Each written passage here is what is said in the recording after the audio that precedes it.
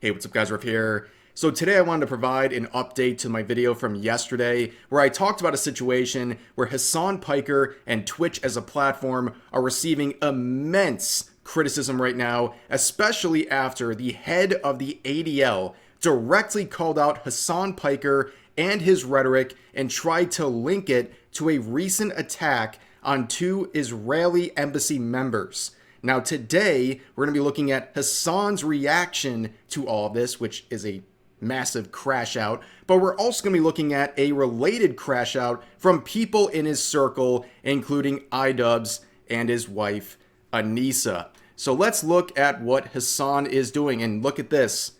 Wiping his Discord server.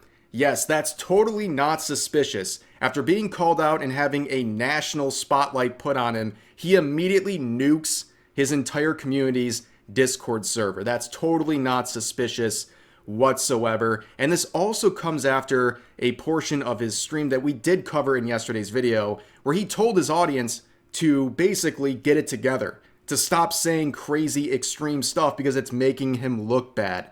He is very nervous about this. Do not be fooled. On top of that, you can see this whole rhetoric being reflected in his own chat. This is a highlight here showing his chat as Hasan shares the manifesto of the shooter from that attack. Look at it. It's all heart emojis. It's all heart emojis, and it's like sympathy for the guy. This is the community he has fostered, and I told you guys yesterday, he is so audience captured, he has to deal with these people, because if he condemned these attacks, for example, he'd be crucified by his own community. So this is what he has fostered, and now he's dealing with it. And he's trying to pander to them in some not so subtle ways, where in his reaction to the shooter saying free Palestine as he was arrested, this is how he described the events. But like I'm not Mr. False Flag at all, but like every single thing that he did in the aftermath of the shooting is so fucking crazy that it's like you could not have fucking designed a incident like this. You could not have designed a better false flag incident like this. I'm not saying it is a false flag incident at all. I'm not saying that. I think this is just a one dude who is genuine in his actions and maybe, you know, a little bit brain broken. Okay.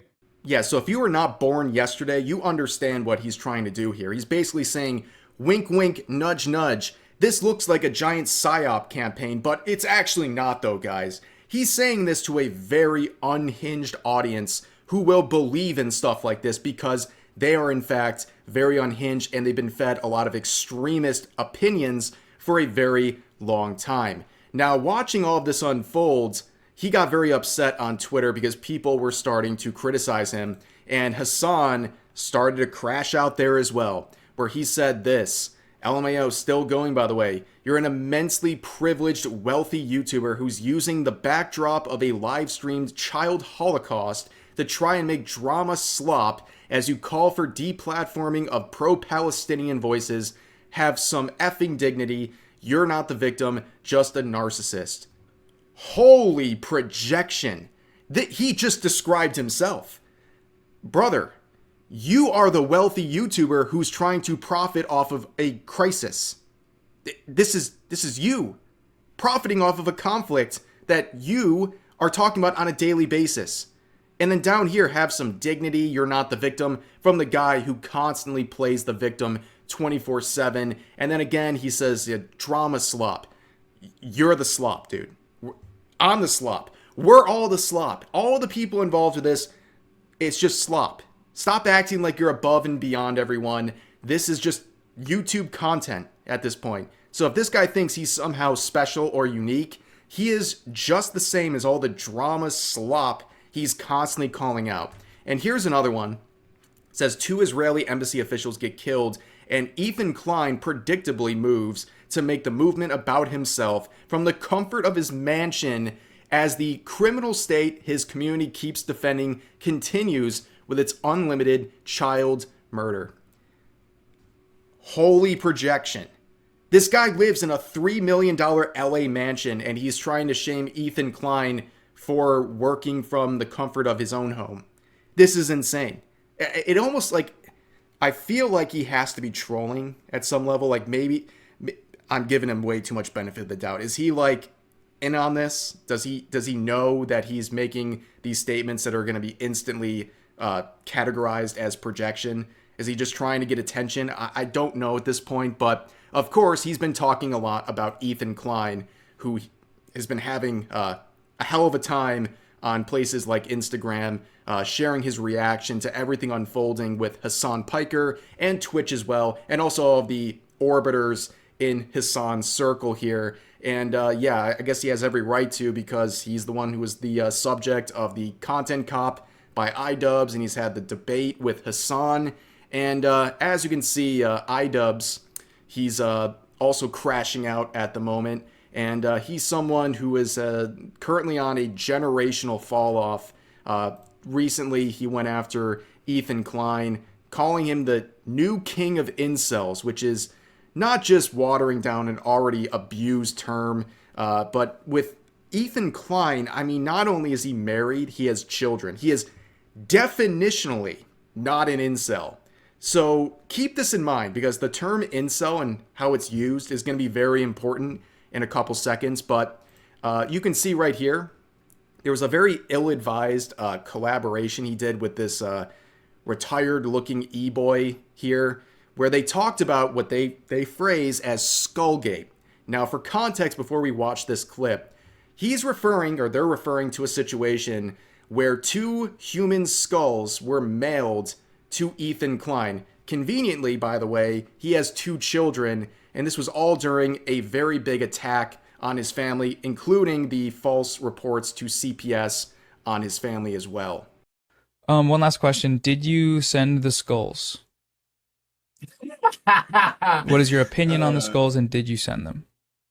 I didn't send the skulls. I don't know. I thought the skulls thing was kind of humorous to hear that. Especially when I heard that they were like from skulls.com or some shit like that. That made it funny. Yeah. Just a death threat to a father, a family. Yeah, was it a death threat? I'm just kidding. Yeah, no. Skulls.com with the serial number still attached and the packaging still on it. To be honest, I didn't know anything about it because I think it was linked to as like was it a response to my content column, or was that before? I don't even remember. Do you think he sent the skulls himself? I don't. Let's put it this way. I don't endorse sending skulls to anyone's houses. Yeah, as you can see here, Idubbbz is really flashing off his recently found empathy, where he's basically saying that having 2 human skulls mailed to your house, that, by the way, from skulls.com, it costs thousands of dollars to do this. He's saying that's just a funny joke. Like, imagine that. I definitely bet if Ian and his wife Anisa had 2 human skulls mailed to his home during a feud where people were targeting his family, they would definitely think it's a big, funny joke. It's all a big haha. Yeah, it's ridiculous. This guy is such a fraud. He's sitting here trying to act like he's the guy filled with empathy, and yet he's making light of this situation and involves his former friend.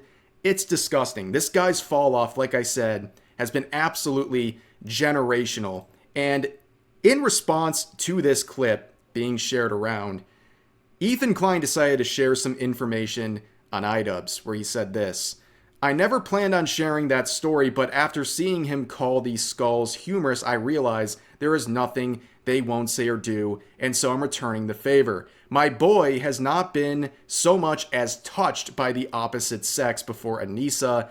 In itself, it's not a big deal, but in the context of their relationship, I find it very humorous." Now, the reason I'm talking about this, I'm going to go further, is that Ian and his wife Anisa have weaponized the term incel to insult other people, including Ethan Klein. And before his relationship with Anisa, and it seems like Idubbbz has confirmed this, by the way, he had never been with a woman.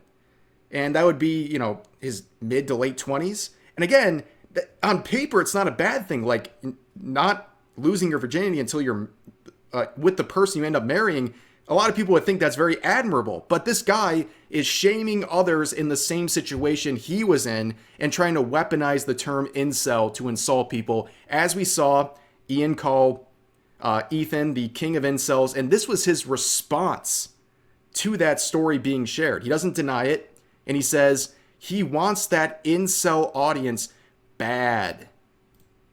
This doesn't even make sense. What is he saying? What? You know, Ethan in his videos made jokes about Idubbbz getting hit in the head too many times during his short boxing career. And maybe he's onto something, because this makes no sense, dude. Why would he be trying to get an incel audience while low-key kind of shaming people for being incels? Like, that's kind of like the crux of what he's saying. Like, this doesn't make any sense. This response is embarrassing. But, of course, Anisa has to weigh in on this, where she replies saying, why are you so sexually invested in us? Do I phone 911 a priest? Who do I call to get him help? Again, they're pretending that they actually care about anyone's mental health. That was apparently the whole reason for the original content cop on Ethan Klein. Idubbbz said he was really concerned about his mental health and he wanted to help him, which was a complete farce and just really a manipulative way of going about all of this. But as you can see, Anisa saying, why are you so invested in our activities? Well, of course, again, not only is Idubbbz constantly weaponizing the term incel and implying things about Ethan and his life, but of course, she does the same. And really, Anisa, by the way, has been on a also generational crash out at the moment. She has been very upset since the backfire of the content cop on Ethan Klein made by her husband. And of course, this was her response to one of Ethan Klein's posts, where, let me just give context here, she once again shared the wild theory that Ethan Klein is on drugs, and that explains why he has certain tics. And of course, those tics she's referring to are a result of his Tourette's. So the person who's shamed others for ableism in the past, as I've talked about before, is now blaming tics from Tourette's on drugs, which is even worse because she's not just some random person on the internet. This is someone who was friends with Ethan Klein and his wife for nearly a decade. She knows he has Tourette's, and she's still propagating these lies about him being on drugs and that being the reason for his tics. It's disgusting. But this was her response. No way he's on the full alt-right incel pipeline again. You're using the term incel. Now, are you the one who's so invested in what he's doing in the privacy of his home? It's very, very strange. And also, we have this as one of the responses to that previous statement where she said, Ian was too nice in his content cop. Trust me, if I was pulling the strings, I would have looked a lot different. It would have looked a lot different. No mercy for creepy, misogynistic losers who can't handle criticism. Yeah, the whole thing that people say about Anisa constantly emasculating Ian, she's never beating those allegations. I cannot imagine personally my wife taking to social media and saying, you didn't go hard enough in your video. I would have done a better job. I would have actually put the people who were the subject in their place better than my husband, who didn't have enough teeth for this. Like, this is embarrassing. And again, she's been having a crash out. This post has become a meme where she said, it's okay to find me attractive and still hate me. I know it's confusing for some of you. Don't worry, I won't tell anyone. And the memes that have come out of this are absolutely hilarious. And it's funny too, because like, despite what anyone wants to say about me, I never attack people's personal appearances in the way that a lot of people are mocking this post, but it just shows like they think being attractive is like a shield for criticism.